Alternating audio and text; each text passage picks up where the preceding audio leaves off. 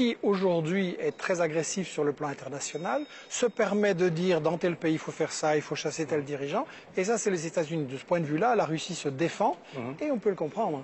Mais Poutine, il avait raison, selon vous, de défendre le président Assad, parce que c'est quand même bien ça qu'il a fait. Il n'est pas allé en Syrie pour s'attaquer à Daesh, il est allé là pour s'attaquer davantage à la rébellion et sauver le président et sauver le régime de Damas. Votre question part de l'idée que nous, les bons en Occident, nous, les gentils, États-Unis, France, Belgique, nous, par contre, nous faisons très bien. Nous ne défendons pas des intérêts économiques, nous n'avons pas d'arrière-pensée, nous sommes là uniquement pour le peuple syrien.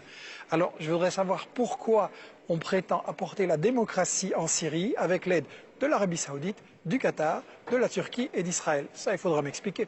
Mais ne me dites pas quand même que le régime de Damas est un régime démocratique. Non, ça c'est clair, mais il ne l'était pas avant 2011 non plus. Et jusque 2011, comme vous savez que c'est une région traversée par les gazoducs et qui avait d'énormes intérêts, le Qatar était grand ami avec la Syrie parce qu'il voulait que son gazoduc passe par là vers la Méditerranée et vers l'Europe. Personne n'avait de problème avec Assad. Le jour où Assad dit « Ah non, je ne vais pas faire ça parce que c'est contraire aux intérêts de mes alliés, l'Iran, la Russie, et je vais faire un autre pipeline et gazoduc concurrent », les Turcs sont fâchés, les Qataris sont fâchés, et tout d'un coup, on vient apporter la démocratie en Syrie, alors que le problème, il est dans tout le Moyen-Orient. Si les États-Unis et leurs amis veulent vraiment la démocratie, mais qui commence par l'Arabie Saoudite, le Qatar, les pétromonarchies et Israël, et alors on verra. Mais qu'il y ait des intérêts économiques, ça, personne ne le conteste. Ah si, dans les médias, on n'en parle jamais. Nous sommes toujours là pour des causes nobles et la démocratie. Si, vous ne le contestez pas, mais regardez les journaux télévisés. Mais revenons au régime de Damas. Ce n'est quand même pas un régime démocratique. Il y a 5 ans, c'était un soulèvement populaire. Ce n'était pas une rébellion armée encore. Et ce soulèvement populaire, il a été réprimé dans le sang. Alors, ce ne sont pas des temps, je suis totalement d'accord. Mais il faudra m'expliquer pourquoi l'ancien ministre français des Affaires étrangères, Roland Dumas, se rend à Londres en 2009 et des amis britanniques lui disent en 2009, on est en train de préparer quelque chose contre la Syrie, est-ce que vous êtes avec en 2009? Donc, c'est pas... C'est aux Syriens à décider de tout ça. Et la chose frappante, c'est qu'évidemment le pays est très polarisé.